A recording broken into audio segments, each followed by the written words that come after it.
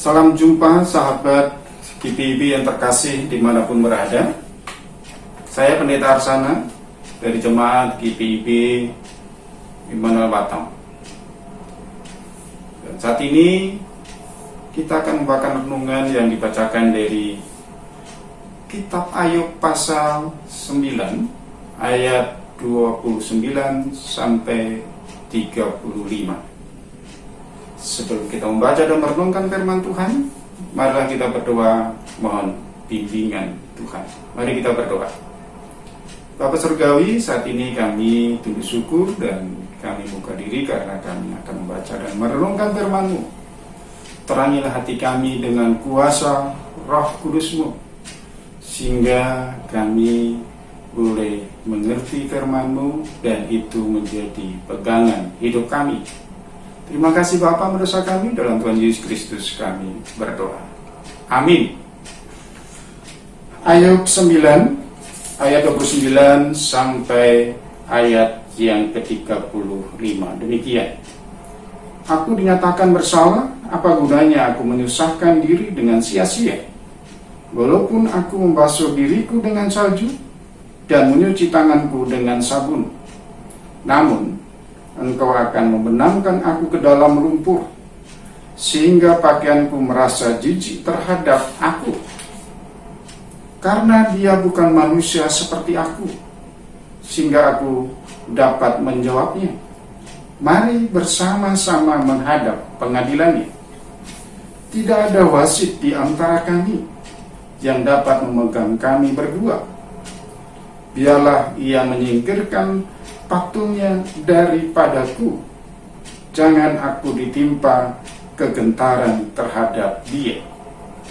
Maka aku akan berbicara tanpa rasa takut terhadap dia, karena aku tidak menyadari kesalahanku. Itu firman Tuhan. Sahabat-sahabat GPIB, kadang manusia untuk hidup rendah hati tidaklah mudah. Bahkan karena dinilai tidak memiliki harga diri. Padahal rendah hati bukan berarti akan kehilangan harga diri. Hidup rendah hati tidak membawa seseorang lebih hebat dan lebih tinggi daripada orang lain. Justru membawa dirinya itu lebih sederhana. Sedangkan sifat rendah hati adalah, pertama, mendahulukan atau memprioritaskan orang lain. Kedua, mau atau bersedia mendengar orang lain, serta tidak suka memotong pembicaraan orang lain. Ketiga, bersedia belajar serta menyadari dari kekurangannya. Keempat, menerima pertolongan orang lain. Kelima, menerima kritik bahwa hidupnya tidaklah lebih baik daripada yang lain. Keenam, tidak meremehkan atau merendahkan orang lain atau mengecilkan masalah. Nah, Ayub di sini menyadari penderitaan yang menimpa dirinya. Ada benarnya dari perkataan sahabatnya, yaitu Bildad, bahwa penderitaan yang dialami diakibatkan tidak melakukan kebenaran di hadapan Allah dan mencintai keadilan. Di sini Ayub memposisikan dirinya sebagai yang tidak berdaya dan lemah atau yang rendah, sedangkan Allah itu posisinya tinggi dan berkuasa, sehingga keputusan Allah selalu benar adanya dan tidak dapat dilawan oleh siapapun. Pada saat Allah memutuskan bersalah dan menghukum membuat Ayub tidak dapat membela diri. Apabila melakukan pembelaan bahwa dirinya tidak bersalah dan merasa benar sebagai perbuatan yang sia-sia dan tidak berguna, di ayat 29. Pembelaan diri yang digambarkan oleh Ayub seperti membasuh diri dengan air dan mencuci tangan dengan sabun tidak dapat membersihkan dari kotoran, debu, dan keringat. Itu di ayat yang ke-30. Pada saat manusia melakukan pembelaan diri, justru hidupnya kelihatan kotor. Bagaimana dibenamkan ke dalam lumpur dan pakaian yang akan dipakai pun terlihat kotor dan menjijikkan. Ayat 31. Pada akhirnya tidak ada yang mampu lolos dan terhindar dari pengadilan Allah, sehingga manusia akan berkata, mari bersama-sama menghadap pengadilan. Ayat 32. Ayat menegaskan bahwa sesama manusia tidak ada yang menjadi wasit terhadap sesamanya untuk berani mengatakan bersalah. Ayat 33. Sebab wasit adalah hak Allah yang dapat mengatakan siapa yang salah dan yang benar.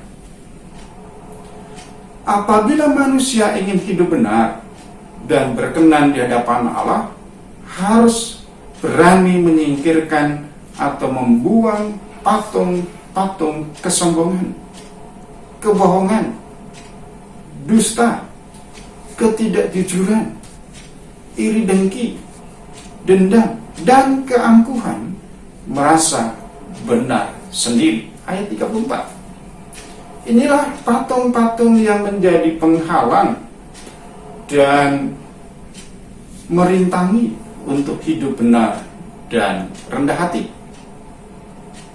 Apabila tanpa rendah hati, hidup manusia tidak takut dan menyadari kesalahan di hadapan Allah. 35. Ayat membenarkan perkataan Bildad bahwa dirinya terbatas dan lemah. Maka peristiwa yang menimpa dirinya, yaitu Ayub tidak berani untuk melakukan pembelaan dan menyalahkan Allah sebagai penyebabnya. Dengan demikian, kita dapat belajar dari sikap hidup Ayub yang memiliki hidup rendah hati, menjadikan ia tidak mudah terprovokasi untuk menyalahkan, membuat kita sibuk melakukan pembelaan-pembelaan diri dan tidak merasa bersalah, sehingga mudah, yaitu yang pertama, terpancing emosi dan merasa yang paling diri dari antara yang lainnya lebih hebat. Kedua, mudah menyalahkan orang lain atau sesama ciptaan sebagai penyebabnya. Misalnya bencana alam menjadi penyebab penderitaan, kemiskinan, dan ketidakadilan. Ketiga, dengan gampangnya menuduh dan menyalahkan Allah sebagai penyebab kekacauan dan penderitaan. Apabila tidak menyadari diri untuk hidup rendah hati seperti Ayub, kita tidak akan mengerti hidup bersyukur dan berterima kasih, serta tidak selalu puas dan selalu kurang atas kasih karunia berkat Allah. Kita akan menjadi manusia yang tidak menghargai kemanusiaan dan ciptaan lainnya. Mari kita bertanya dalam diri kita, sahabat KTIB, apakah hidup ini sudah benarkah di hadapan Tuhan?